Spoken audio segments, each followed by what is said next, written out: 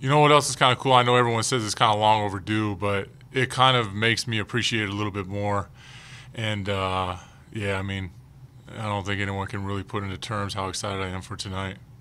I'm sure you've had some time to reflect since coming back here. First of all, when is the last time you were here? Yeah, I was just actually talking to Doug about it. It's, you know, I was with the Bighorns, obviously, so that was probably the last time. But as far as just like kind of coming to Reno, it's probably been almost 10 years that I've been back here. You know, once obviously I kind of left here, I kind of had a real busy schedule, you know, with the NBA and just kind of trying to find my niche overseas. Just didn't really have a whole lot of time to get back. But, you know, I arrived in the airport yesterday and it kind of all just was second nature, kind of felt like home again. There's a lot of flashbacks as you walk through this gym and the hallways and whatnot. What, at least at this point, what did this time here mean to you in your life and in your basketball career? Yeah, I mean, the best 4 years of my life, you know, I tell people all the time, if I could rewind to any time of my life, I would rewind to the beginning of this, to the end of this, because it was just so special to me.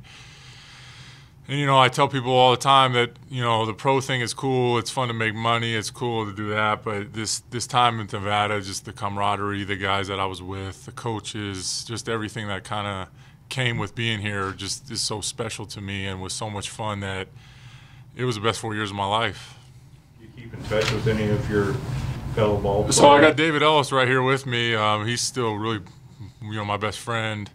And a couple guys I see from time to time. You know, I see Ramon from time to time. But yeah, Dave and I are we got our Tokyo and Las Vegas time or Nevada time perfect, so we can talk to each other every day. You ever hear from Mark? Every once in a while I do hear from Mark. What was it, probably 3 years ago, 2 years ago, I actually went to Georgia. He had invited me to come out there and work out. I had broke my foot that year, so I was kind of limping around, but went out there to Georgia, kind of saw the facilities and got to see what he was doing out there. But yeah, probably not as much as you might think. Nick, among all the good memories, have you had time to break down maybe your 3 or 4 top basketball memories here? I mean, number one was definitely probably winning at Kansas. I mean, after getting beat so bad, that was, you know, just to win at Kansas was huge. I would say the Gonzaga win my first year was pretty special too. I played really well, kind of more or less was kind of the game that maybe kind of helped put myself on the map. But yeah, we were just talking about the whiteout game, you know, like the New Mexico State battles, the UTEP battles back here in Lawler. There's a lot of fun times. It's kind of hard to just pinpoint sort of just 3 or 4 exact ones, but one that will always stick out is that win at Kansas. When you arrived on campus, you know, typical freshman and all that, was there any inkling that this group you were about to join was going to have a special 4 years? What was your thoughts on your first impression? Yeah, I mean, when I showed up, I knew Kirk was here, right? And so it was kind of like a bit of a selling point as far as like trying to get to the NBA, right? As far as that was sort of the next step. I mean, I was fortunate enough to play Division I basketball, but kind of once you accomplish that, it's kind of like, well, let's try to get to the next step.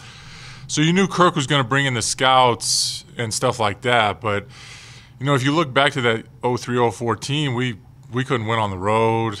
You know, we were dominant here at home, but we just couldn't win on the road, and we kind of just got the right draw to get to the Sweet 16, and that team was really, really good. But I think the 06-07 team, I think that team was better.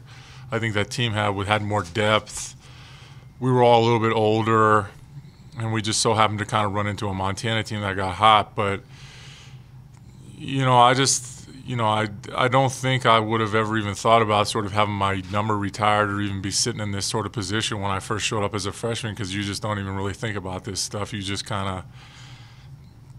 think about sort of the next step, or just trying to be the guy that's going to start or just contribute. I know you were in Japan when you were inducted into the Athletics Hall of Fame a couple of years ago, but what kind of feelings do you have to be recognized with that type of honor? Yeah, I mean, I remember I think it was 2 years ago, and I was actually talking to my coach in Japan, and he kind of, because when I told everyone I was getting my number retired in Japan, they were like, but you already did that. And I was like, no. I did the Hall of Fame. And they were like, oh, we thought it was the same thing. And I was like, no, this is the magnitude just way, way bigger.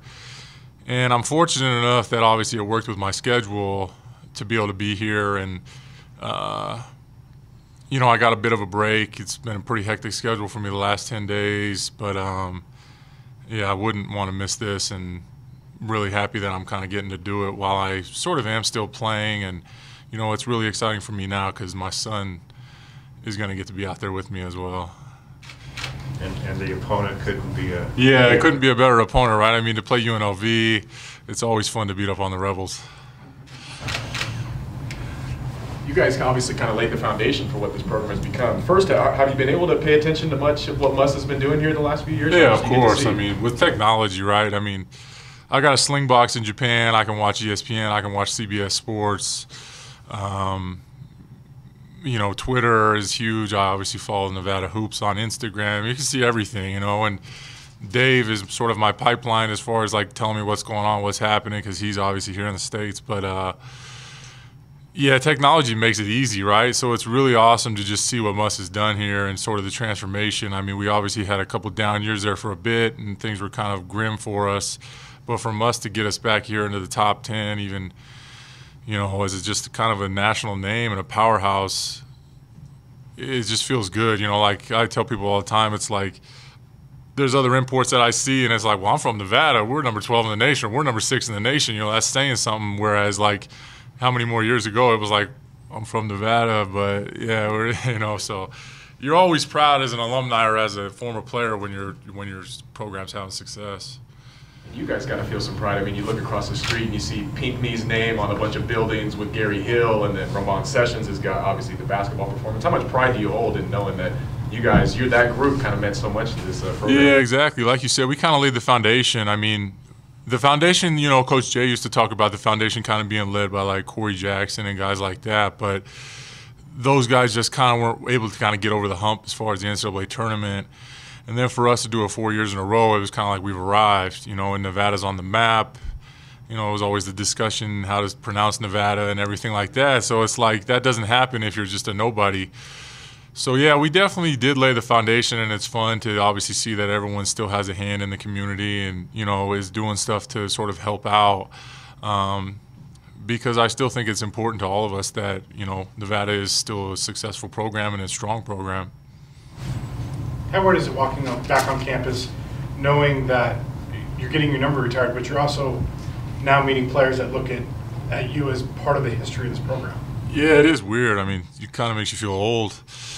But yeah, I mean, it was a long time ago I played here. Now, you know, when I sit back and look at it, and but it's nice, you know, it's nice to sort of be the guy who made the tradition and kind of have guys look up to you. And there's probably been several speeches in the past X amount of years where you got to live up to what those guys did and how they did it, and that's what we kind of wanted to be when we were doing it back then. But yeah, it's just special. Just, I mean, just this whole thing. I mean, just to have your number retired just is sort of unprecedented, kind of just something that just not very many guys get to do.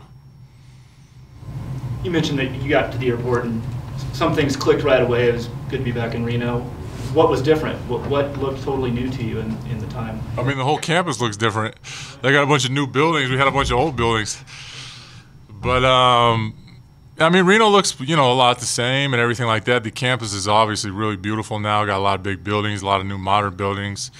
But that was kind of the fun of it, you know. I mean, not that it was a struggle or that we were living, you know, it was a poor university or anything like that, but it's just kind of nice to see, like, hey, probably a lot of our success that we built back then is what these guys are getting to enjoy now. And that's kind of the best gift you can give to everyone that's come to the program.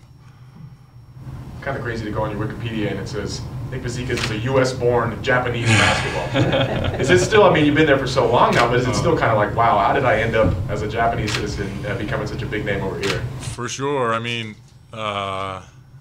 you know, I was, you know, I told Samudio this morning, I was U-turn away from retiring. You know, I was, with my ankle and my injuries, I was really, really close to shutting it down.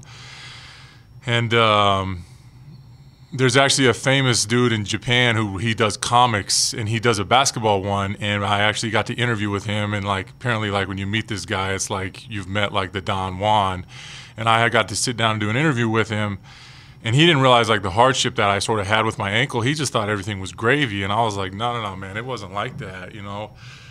But I found a place in Japan that kind of appreciates me the same way that Nevada did. You know, I came in skinny, unathletic, didn't exactly look like the best basketball player, but Nevada appreciated my efficiency, appreciated what I brought to the floor, and Japan is kind of the same way, the team that I'm playing with. I mean, I've played well enough in Japan to where they've asked me to become a citizen and represent the national team. So, you know, we just qualified for the World Cup. It's going to be held in Beijing in 2019, and then hopefully we'll get the bid to go to the Olympics in 2020. Curious if there's any like Reno staples that you got. I know you got a big group with you, but is there any like restaurants you got to hit up, or perhaps the Bonanza Casino to throw some dice? I don't know. So there's a place called Little Philadelphia. It's a cheesesteak place, and we're talking about going there after this. And that place, there's a story that when I was a freshman, Coach Eck took me there, and the biggest sandwich I could eat was a small, and he was like, by the time you graduate, you're gonna eat a large. And by the time I was like a sophomore, I was eating a large plus a small.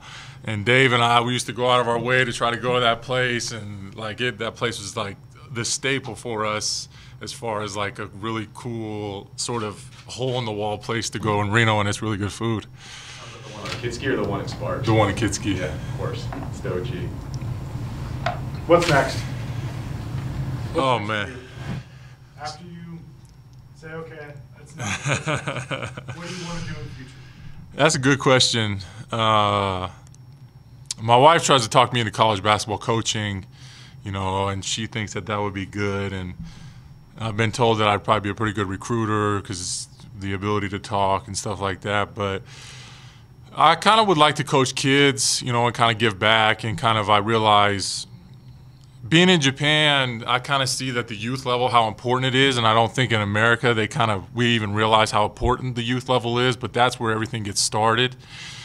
When you're a young kid, that's where you learn how to play. That's when you learn sort of the ins and outs of basketball, how to play the right way versus the wrong way. So, I don't know, maybe high school coach and then just kind of like do camps and do stuff like that. But I don't know, the team I'm with in Japan has talked about trying to offer me an assistant coaching job. Now that I'm with the national team, I guess if my Japanese gets good enough, maybe I coach the national team. I haven't thought that far ahead as far as like exactly what I want to do.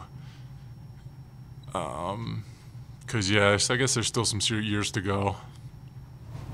Coach Muss was talking just earlier this week, and he said the best part of your game, in addition to the soft shot, was you always knew where you were on the floor, and that he said that you can't coach that. Is that a fair assessment of your game, do you think? Yeah, for sure. I mean, even when I got to like the NBA, everyone was like, Nick, you're always in the right place at the right time. Like, you always are able to get every rebound, but you can't jump.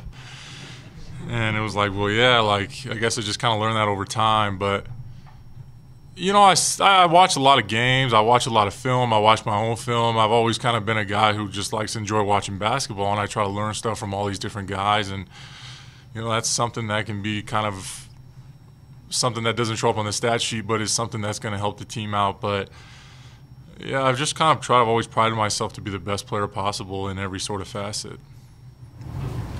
Do you have any idea what it's going to be like in there tonight? Have you tried to envision it at all, or are you just like, let's just enjoy the ride and whatever happens? Well, the other day when I did the podcast, I almost kind of got choked up at the end when I talked about kind of going out there with my son, and kind of getting to walk out there is going to be kind of a special moment. But yeah, you know, it's just kind of something that you're going to be able to look back on and come to Reno for the rest of my life, and it'll be up there. And, you know, however old he is, he'll kind of be able to say that's my dad. So it's going to be pretty special.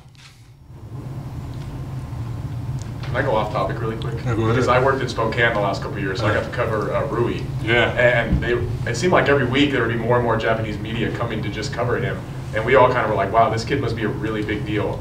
I'm curious, how big of a deal is Rui Hachimura in Japan?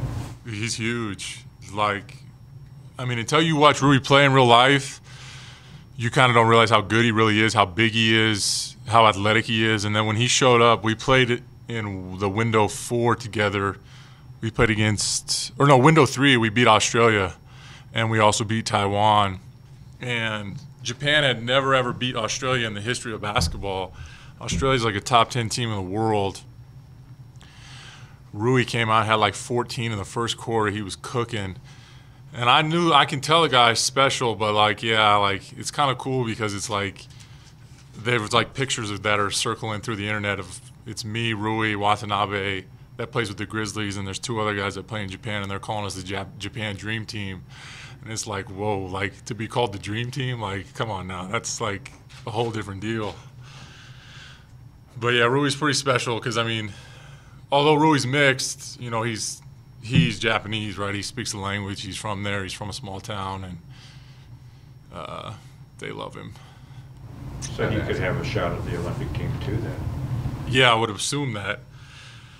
Rui's the face of the Olympic team. I'm going to be 35 then, you know. Everyone keeps telling me, oh, Nick, you're going to be this, you're going to be that. It's like, guys, I'm going to be 35, you know, like, yeah, definitely like an old man. But Rui and Utah are going to be young, and I think that they'll be able to carry quite a bit of the load. I just kind of hope to be a role player on that piece because right now I am kind of the guy carrying the load, and I'm then the guy who's kind of led the way. But, I mean, Rui's going to be a top 10 pick. It's his team.